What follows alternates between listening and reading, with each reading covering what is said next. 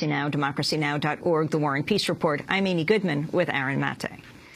Well, teachers at a Seattle area high school are winning support locally and nationwide for their boycott of a standardized test used in teacher evaluations. Earlier this month, teachers at Garfield High School voted to stop administering MAP tests, calling them wasteful and unfairly used to grade their performance. Teachers at several other Seattle schools have pledged their support for the boycott, and both the National Education Association and the American Federation of Teachers have also given their endorsement. Last week, Seattle school officials sent a letter asking principals to inform all their teachers that they could face a 10-day unpaid suspension for refusing to administer the test. However, at a rally held that same afternoon at Seattle Public Schools headquarters, teachers said they will not back down. This is Mallory Clark, who teaches reading at Garfield High.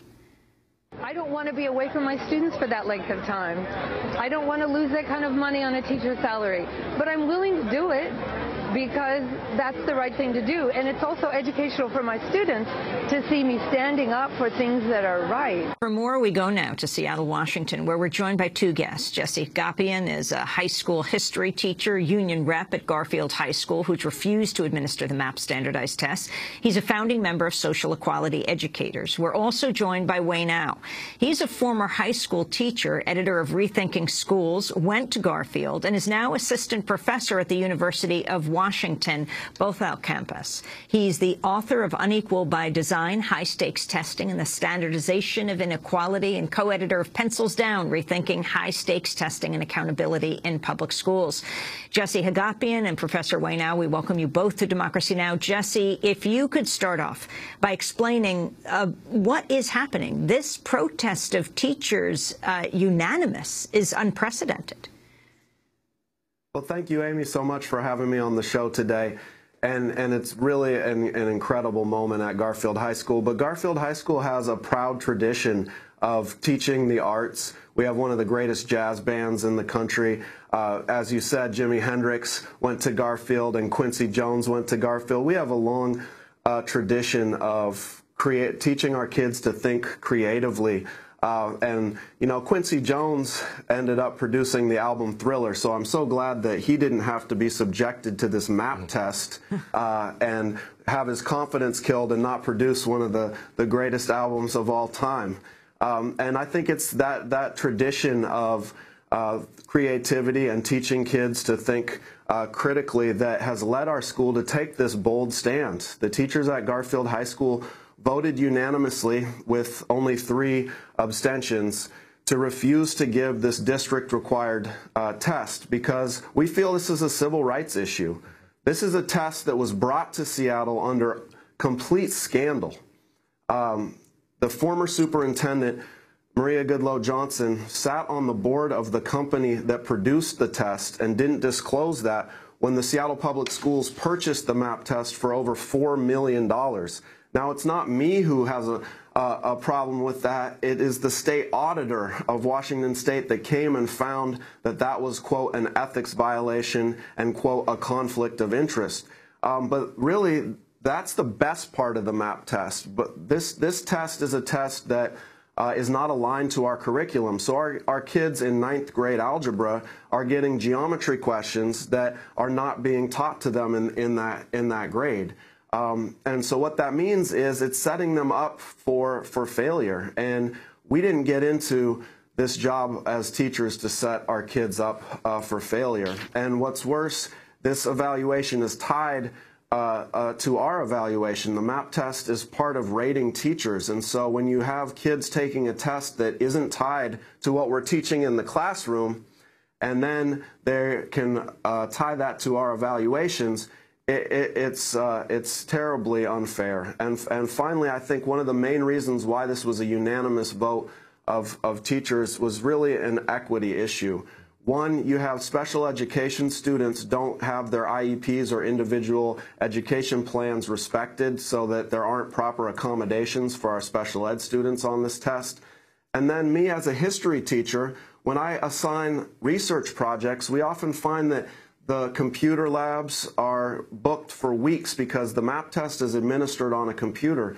And so our children aren't allowed to use the library and the computer labs for research for way too long because of this map test that's administered 3 times a year. And so the students that have computers at home can still continue the research, but those primarily low income and students of color who don't have as much internet connectivity at home, they lose out. And so this was a civil rights issue, and we've learned from the past that when you're dealing with the civil rights issue, a boycott can be a very powerful tool. And that's what we've done at Garfield High School, is boycotted the map test. Well, Jesse, Superintendent Jose Banda told King 5 News that he's received emails from teachers who support the map test and see value in it, that it helps identify areas of weakness and strength among students. He insists that canceling the test is not in the interests of students. I don't think it's fair to students. You know, what we're forgetting about in this whole equation is that this really is about students. Not everyone has or shares the same sentiment that some of these teachers do, meaning the teachers from Garfield and some of these other schools. Let's bring in Professor Wayne Au. If you could respond to Superintendent Jose Banda. Yeah, you know, to me, it's ironic. You know, I respect Superintendent Banda. I know he came into the Seattle Public Schools, you know, recently, and he sort of inherited the map test from the former superintendent. So I sort of feel for his position of being sort of forced into having to deal with something that he didn't bring in. So I want to say that up front. But it's ironic to me that he's saying this is about students when, you know, several of the concerns that Jesse just raised, for instance, you know, access to resources, testing being a civil rights issue, are also about students. And so, you know, it just strikes me as odd that he would frame it that way when a lot of the concerns that the teachers are raising clearly are about students and student learning. You know, they want their instructional time back for students. They want a test. They want an assessment that is going to be useful for them. And particularly at the high school level, we're seeing that the map test is not useful for their instruction. It's not clear that it's a valid and sort of reliable measure for high school level teaching. There's also been recent studies that have come out that have said, for instance, that at the 4th and 5th grade level, even the map is not accurately is not showing any improvement. The map test isn't showing an improvement for reading instruction at the 4th and 5th grade level. So, you know, I think the test boycott is actually about students and doing what's best for students and taking an ethical stance. You know, that shows that teachers are professionals and caring, and they want to do what's best for their students. Well, and so, I want to turn then to school principal, author, and TV host Steve Perry, who's the founder of Capital Preparatory Magnet School. Perry says teachers who object to standardized tests are trying to avoid accountability. What they're trying to do is they're trying to skirt the responsibility of accountability.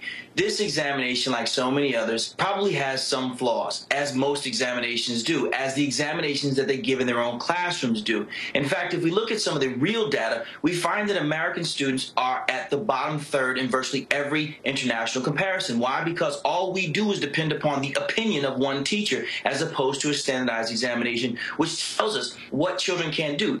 Professor Wayne, now your response. Yeah, it makes me laugh.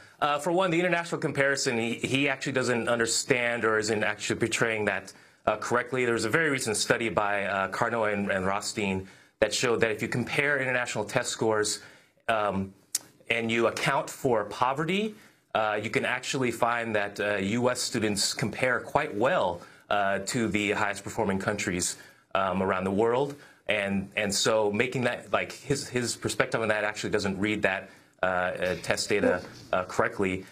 Well, let me, if I could add one before thing, we end, Jesse Hagopian, let me just say something. Let me ask you, you're threatened with 10-day pay suspension. What are your and the other teachers' plans at Garfield right now? Really, the whole nation is watching this unanimous protest. Yeah, the teachers at Garfield High School are not worried at all about this 10-day suspension. They've told me that they're willing to take this 10-day suspension without pay because this is a civil rights issue. They'll just go into the classroom and volunteer their time if they need be. And this really has touched something around the nation. You know, at Garfield High School, we received pizza from a school in Florida during lunch, flowers from a school in New Jersey. You know, I received thousands of emails from people all over the country, and one of them was from a teacher at a Native American reservation who said, I'm supposed to give 14 standardized tests a year, and education is becoming far more about testing than actually learning. And we face big problems in the world today. We face climate change threatening humanity. We face endless wars, and we're facing economic stagnation. And these types of problems cannot be solved by bubbling in A, B, C, or D. We need to teach our kids critical thinking skills. We need to teach them civic courage and leadership skills to solve these big types of problems that we face in our society. And that is the direction that Garfield High School teachers are pointing. Now, some Garfield High School teachers may want to replace the MAP test with a better test, but many of us think we need far more accurate forms of assessment. We're not against accountability. We want to show student growth, but we can't do it with a flawed test. We want to move towards things like portfolios. And I think, Jesse Hagopian, we're going to have to leave it there. We want to thank you, high school history teacher, and Professor Wei Now, editor of Rethinking Schools, for joining us. That does it for our broadcast. Thanks so much for watching this report from Democracy Now!, your daily independent global news hour. We don't accept advertising or corporate funding, but rather rely on donations from viewers like you. Please make your contribution by visiting democracynow.org. We need your support today to keep bringing you this hard-hitting, in-depth reporting.